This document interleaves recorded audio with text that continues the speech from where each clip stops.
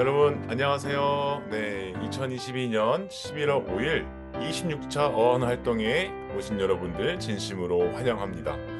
네, 오늘은 야외 활동이 있죠. 이미 참여하고 집으로 오셔서 이 영상을 보시는 친구들이 있을 것 같습니다. 혹시 오늘 이 영상을 보는 친구들은 우리 내일까지, 토요일, 주일까지 천천히 봐주시면 되고요. 또한 우리가 야외 활동이 있기 때문에 뭐 암송이나 핸드북이 없는 것은 아닙니다. 여러분 각자 자리에서 핸드북 그리고 암송, 통독까지 이어가 주시면 됩니다. 네, 오늘의 영상은 대구름 말씀이 있고요. 마지막에는 광고가 있으니까 마지막 광고 시간까지 여러분 좀 힘을 내어서 잘 시청해 주시고 또 말씀 보며 말씀 잘 기록해 주시면서 들어주시면 되겠습니다. 네, 그럼 오늘 우리 대그룹 말씀 함께 이어가 보도록 하겠습니다. 네, 오늘의 말씀은 루저의 역습이라는 제목으로 여러분과 말씀 나누고자 합니다. 네, 오늘 본문 말씀은 누가복음 23장 44절에서 47절, 고린도후서 6장 16절에서 18절입니다. 네, 우리 그러면은 PPT를 보면서 함께 상상하며 그리고 소리내어 읽도록 하겠습니다. 누가복음 23장 44절에서 47절 시작하겠습니다. 어느덧 낮 12시쯤 되었는데 어둠이 온 땅을 덮어서 오후 3시까지 계속되었다. 해는 빛을 잃고 성전의 휘장은 한가운데가 찢어졌다. 예수께서 큰 소리로 부르짖어 말씀하셨다. 아버지, 내 영혼을 아버지의 손에 맡깁니다. 이 말씀을 하시고 그는 숨을 거두셨다. 그런데 백부장은 그 일어난 일을 보고 하나님께 영광 돌리며 말하였다. 이 사람은 참으로 의로운 사람이었다. 고린도후서 6장 16절에서 18절입니다. 하나님의 성전과 우상이 어떻게 일치하겠습니까? 우리는 살아계신 하나님의 성전입니다. 그것은 하나님께서 말씀하신 바와 같습니다. 내가 그들 가운데 살며 그들 가운데를 다닐 것이다. 나는 그들의 하나님이 되고 그들은 내 백성이 될 것이다. 그러므로 너희는 그들 가운데서 나오너라. 그들과 떨어져라. 유정한 것을 만지지 말아라. 나 주가 말한다. 그리하면 내가 너희를 영접할 것이다. 그리하여 나는 너희의 아버지가 되고 너희는 내 자녀가 될 것이다. 나 전능한 주가 말한다. 여러분, 언제부터인가 이 참 유행하는 단어가 생겼습니다. PPT 보이다시피 바로 루저입니다. 이 영어로 SOSER, 이 루저는 말 그대로 이 패배자라는 뜻을 담고 있습니다. 이때 패배자는 어떤 경기나 시합에서 패배한 사람을 가리키기보다 사회에서 낙오된 사람, 뒤떨어진 사람, 뭐 세상 기준에 부족한 사람을 말하기도 합니다. 이 루저라는 단어를 통해 누군가에게 루저라고 외치며 부정적인 뜻을 전하기도 하고요. 때로는 내 자신에게 루저라고 외치며 스스로에게 부정적인 뜻을 전하기도 합니다. 이 세상이 말하는 기준을 넘지 못한다는 이유로 루저라는 소리를 듣게 되는 오늘 이 세상에서 우리는 루저일까요? 아닐까요? 또한 십자가 위에 달리는 예수님은 루저, 실패자일까요? 아닐까요? 예수님이 살던 시대에는 메시아, 즉 이스라엘을 구원해줄 구원자를 기다리는 사람들이 대다수였습니다. 이런 생각이 모두에게 있던 당시에 예수님의 등장은 메시아의 등장과도 같았으며 많은 사람들이 예수님을 메시아 구원자로 여겼습니다. 그러나 시간이 흐르며 예수님은 그들이 생각하는 이 메시아가 될 수 없을 것 같다고 여기기 시작했습니다. 예수님을 구원자로 보기보다 실패자, 루저라고 바라보기 시작한 거죠. 그들은 결국 이 자신들의 기준에 따라 메시아가 될 수 없다는 것을 판단하며 예수님을 십자가 처형을 받도록 계획하고 그렇게 예수님을 십자가에 못 박아 버렸습니다. 예수님이 십자가 위에 올라가는 그 순간까지 사람들은 예수님을 향해 실패자, 루저라고 조롱하며 비난했습니다. 너가 구원자라고 하면은 거기서 당장 내려와 보거라 라고 조롱하였습니다. 모두가 예수님을 향해 손가락질하며 루저라 큰 소리로 외칠 때에 하나님은 실패자 소리 듣고 있는 예수님을 향해 어떤 시선으로 바라보고 있었을까요? 오늘 이 시간은 이 사람의 시선이 아닌 하나님의 시선이 예수님을 어떻게 바라보고 있었을지 생각해 보며 오늘 우리에게 주신 말씀을 통해 살펴보고자 합니다. 먼저 예수님이 죽기 바로 그 상황을 함께 살펴보겠습니다. 누가복음 23장 44절 읽어보겠습니다. 어느덧 낮 12시쯤 되었는데 온 땅이 어둠이 온 땅을 덮어서 오후 3시까지 계속되었다. 예수님께서 십자가에 못 박히시게 되고 난 뒤 시간이 흘러 어느덧 낮 12시가 되자 어둠이 온 땅을 덮게 되었습니다. 대낮에 어두워졌다는 이 기록에 대한 다양한 사람들의 해석들이 있습니다. 그 가운데 대낮에 정말 어둠이 온 땅을 덮었는가에 대한 이 과학적 진위를 따지기보다 오늘 이 말씀이 우리에게 어떤 의미인지를 중심으로 살펴보는 것이 좋을 것 같습니다. 먼저 어둠이 온 땅을 덮은 것은 하나님께서 인간들의 흉악한 죄악을 보지 않으려 하셨다는 것과 예수님의 죽음을 바라보기 어려워했을 것이라는 신학자들의 해석이 있습니다.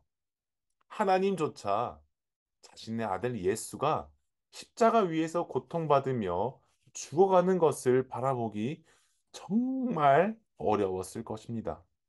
또한 동시에 자신의 사랑하는 아들을 향해 가장 큰 죄를 저지르고 있는 수많은 사람들을 두 눈으로 뜨고 지켜만 보기도 어려웠을 것입니다.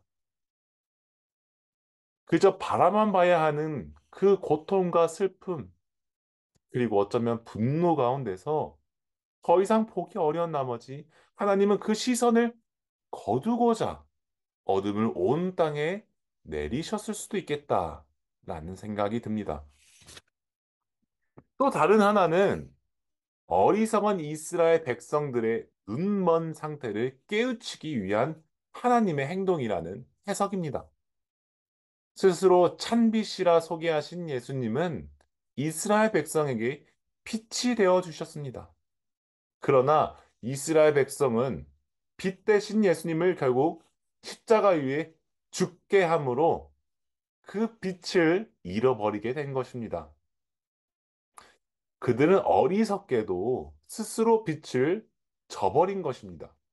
즉, 하나님은 어리석은 백성들에게 온 땅의 어둠을 내리셔서 그들이 참 빛 되시는 예수님을 잃어버렸다는 사실을 깨우치게 하고자 한 것입니다.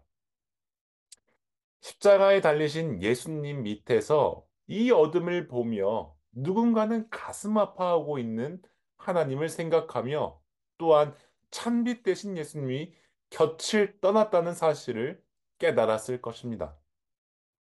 하지만 여전히 마음이 철저하게 굳어 있고 세상의 기준으로 예수님을 바라보는 이들은 이 어둠을 그저 어둠으로만 바라보며 예수님을 끝까지 실패자라고 여기고 있었을 것입니다.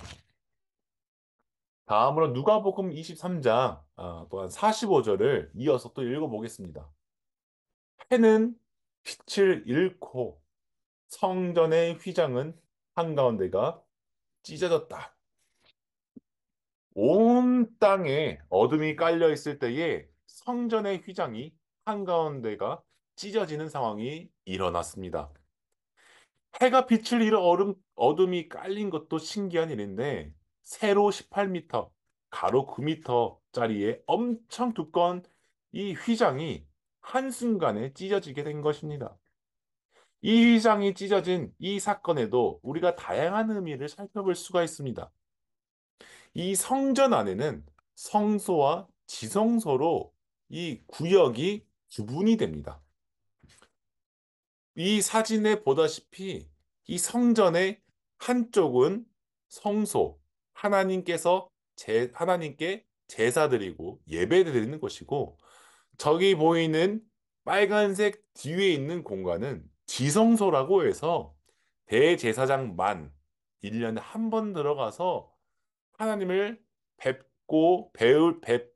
만날 수 있는 유일한 곳이었습니다. 그래서 1년에 한 번 대제사장들은 모든 백성을 대표해서 혼자 들어갔다가 또 대표로 하나님과 소통한 후 다시 나와서 하나님의 말씀을 백성들에게 전해 주었습니다. 이렇게 성소와 지성소를 구분해 주는 것이 이 빨간색 바로 휘장입니다. 그러므로 이 휘장이 찢었다는 것은 대제사장들만 1년에 한 번 들어갈 수 있는 그 장소에 우리도 자유롭게 마음껏 들어갈 수 있다는 것을 말해줍니다. 다른 말로 한다면, 이전까지는 이 지성소 안에서만 대제사장과 하나님만이 만날 수 있었지만, 이제 하나님께서 이 휘장을 찢으심으로 대제사장이 아니라 이 백성들도 자유롭게 하나님을 만날 수 있게 하시고, 하나님도 이 지성소 휘장 안에만 있는 것이 아니라 밖으로 나와서 모든 사람들과 함께 직접 소통하며 함께 관계를 맺는다는 의미입니다. 하나님은 이스라엘의 대제사장들이 아닌 예수님을 대제사장으로 바라보게 된 계기이기도 합니다. 이스라엘의 대제사장들은 예수님을 신성모독한 자로 여기며 실패자, 사기꾼으로 바라보았습니다.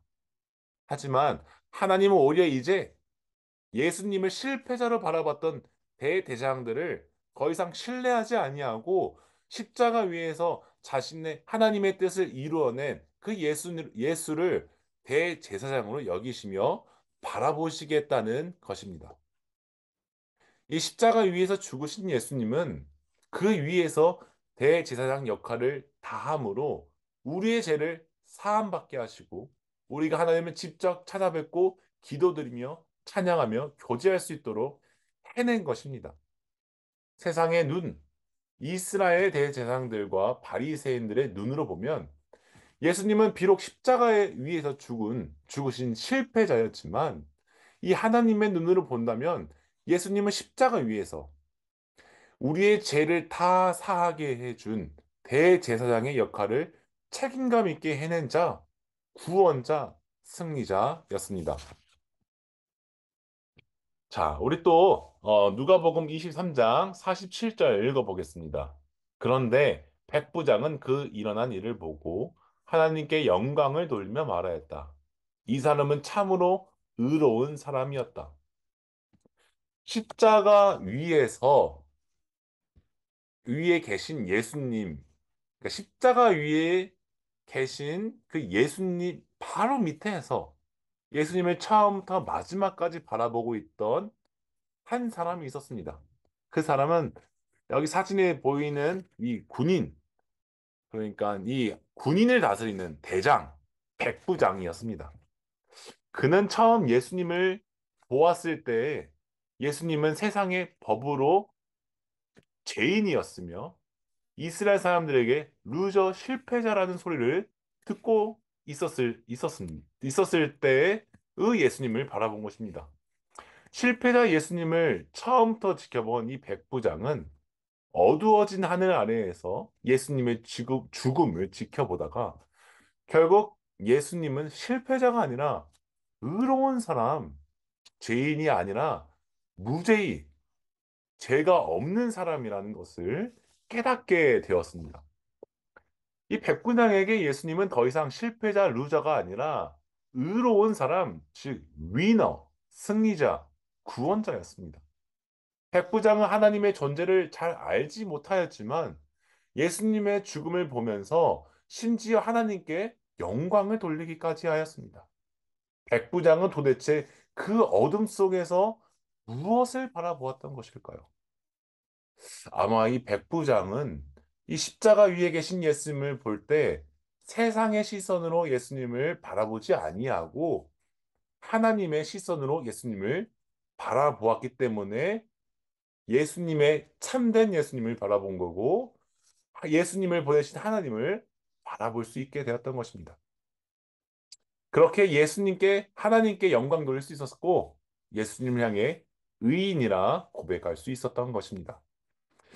모두가 이 세상의 기준으로 예수님을 바라보며 루저라, 실패자로 여길 때에 하나님은 예수님을 사랑하는 자로 여기며 그의 고통을 함께 나누며 승리자, 구원자, 의로운 사람으로 여겼습니다. 그러므로 하나님의 시선으로 예수님을 바라보면 루저의 역습이 시작된 것과도 같습니다.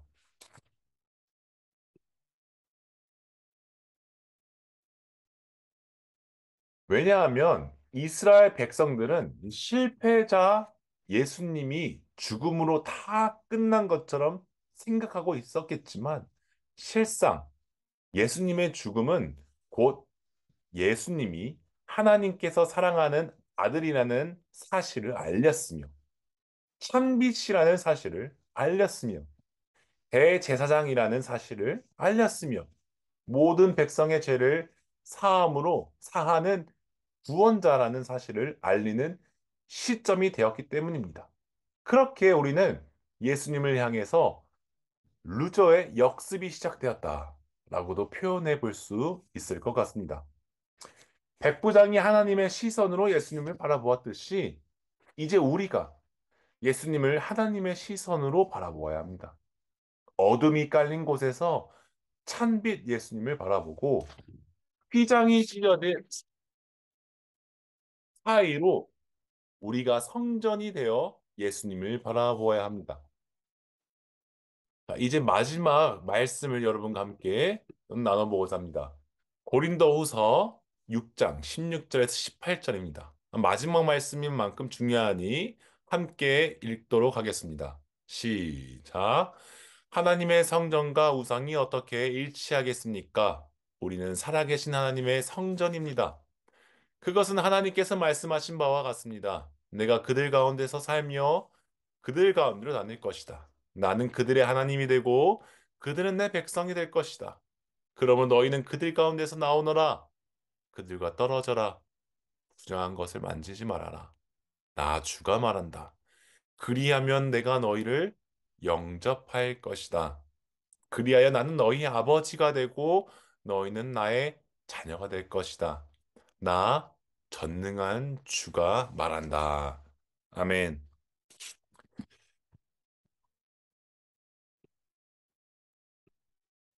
바울은 고린도 교회에게 전합니다.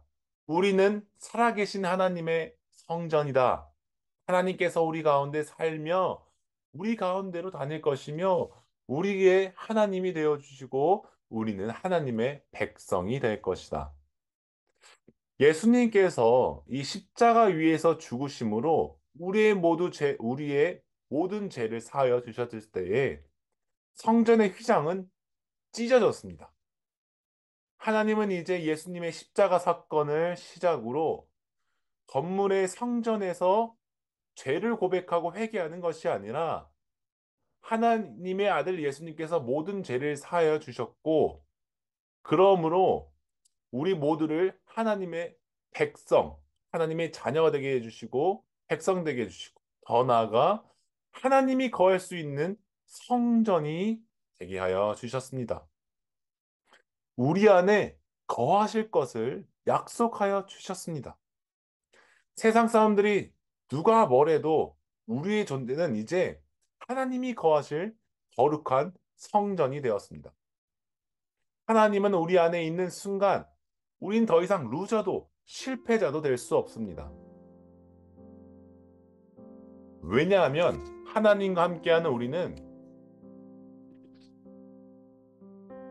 여호와 하나님이 우리의 하나님이시며 우리가 하나님의 거룩한 백성이 되기 때문입니다. 거룩한 백성으로 위너, 승리자가 된 우리의 삶은 이제 하나님의 말씀으로 살며 예수님의 삶을 따라 살아내므로 세상 가운데 십자가의 죽음이 실패가 아니라 역습의 성공이라는 사실을 널리 전파해야 합니다.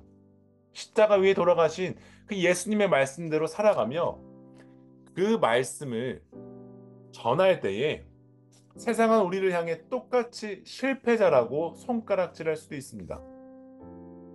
그러나 우리 안에 계신 이 전능하신 하나님을 바라보며 승리하신 예수님을 품에 안음으로 이 세상 가운데 위너, 승리자로 살아가는 우리 모든 어나 트랙, 전이 가족 되기를 간절히 소망합니다. 기도하겠습니다. 하나님 아버지 감사합니다. 우리를 거룩한 주의 성전 되게 하여 주시고 백성 되게 하여 주시고 우리 안에 거하시고 우리 안에 돌아다니신다 말씀하여 주심에 감사드립니다. 주님, 세상 사람들이 주님을 향하여 실패자, 루저라고 외칠 때에 우리는 도리어 하나님의 아들 예수님께서 승리자, 이 세상에 승리를 가져오신 분이라 말을 전하는 주의 자녀 되게 하여 주시옵소서. 우리 또한 승리자 되신 예수님 밑에서 승리한 자녀가 되게 하여 주시옵소서. 하나님의 말씀을 전하고 예수 그리스도의 복음을 전할 때에 우리가 거룩한 주의 자녀로서 주께서 승리하신 그 승리한 능력을 우리에게 주시어 우리가 그 승리하신 능력으로 이 세상을 살아가고 암흑 가운데 빛을 전하는 주의 능력을 가지게 하여 주시옵소서. 주님, 연약한 우리를 끝까지 붙들어 주시고 연약한 우리를 들어 사용하여 이 세상 가운데 승리한 죄로부터 승리한 삶을 살아가게 하여 주시옵소서. 주님, 감사함을 드리며 예수님의 이름으로 기도드립니다. 아멘.